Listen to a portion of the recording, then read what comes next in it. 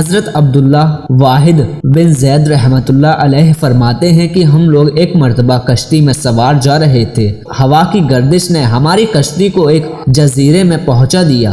ہم نے وہاں ایک آدمی کو دیکھا کہ وہ ایک بت کو پوج رہا ہے۔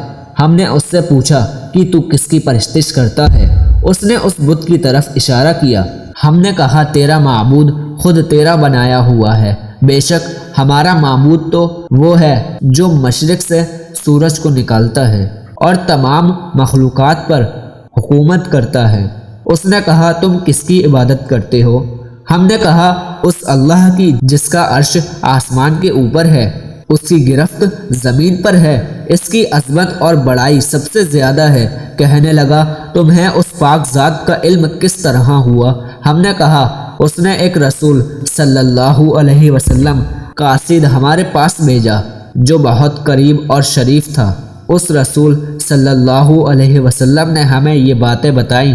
اس نے کہا وہ رسول کہاں ہیں؟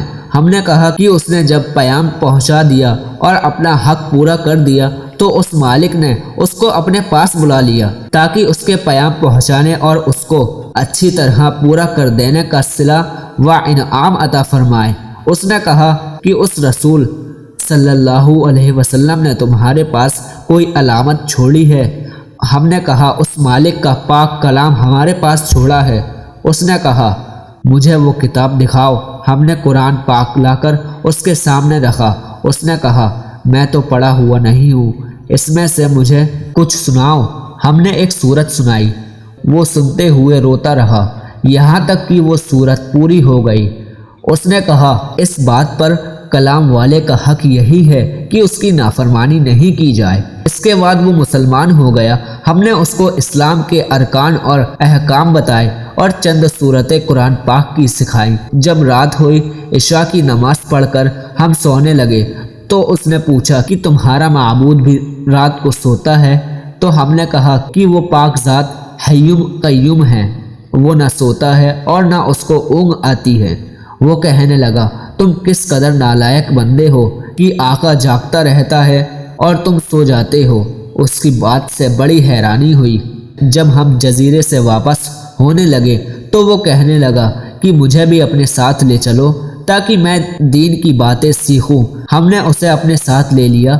جب ہم شہر آبدان میں پہنچے تو میں نے اپنے ساتھیوں سے کہا کہ یہ شخص ابھی اسلام لایا ہے، اس لیے کچھ معاش کا فکر کیجئے۔ ہم نے کچھ درم چندہ کیا اور اس کو دینے لگے۔ اس نے پوچھا یہ کیا ہے؟ ہم نے کہا کچھ درم ہے، ان کو تم اپنے خرچ میں لے آنا۔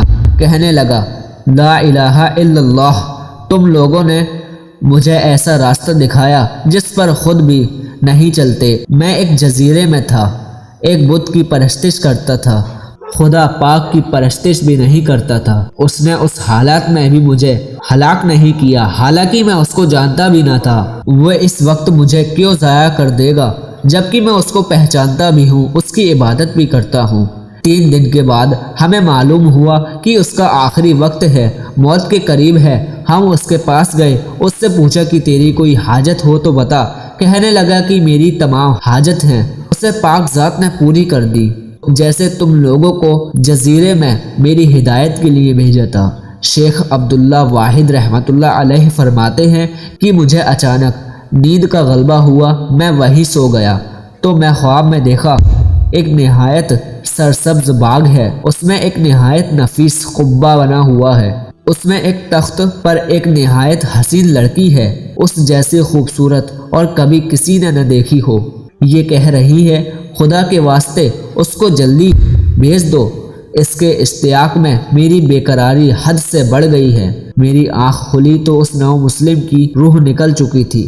ہم نے اس کو دفن کر دیا۔ جب رات ہوئی تو میں نے وہی باغ اور قبہ اور تخت پر وہی لڑکی اس کے پاس دیکھی اور وہ یہ آیت کریمہ پڑھ رہا تھا جس کا ترجمہ یہ ہے، اور فرشتے ان کے پاس ہر دروازے سے آتے ہوں گے اور ان کو سلام کرتے ہوں گے، جو ہر قسم کی آفت سے سلامتی کی خوشخبری ہے، اور یہ اس وجہ سے کہ تم نے صبر کیا تھا اور دین پر مضبوط جمے رہے تھے، اس جہاں میں تمہارا انجام بہت بہتر ہے۔ دوستو، اس واقعہ سے ہمارے لیے سیکھ یہ ہے کہ ساری عمر بت پرستی کی اور اس نے اپنے لطف سے موت کے قریب ان لوگوں کو زبردستی کشتی کے بے قابو ہو جانے سے وہاں بھیجا اور اس کو آخرت کی دولت سے مالا مال کر دیا۔